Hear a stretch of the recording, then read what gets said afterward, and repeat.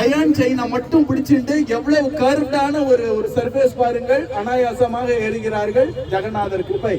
Jai Jagannath, Jai Jagannath. Neelamega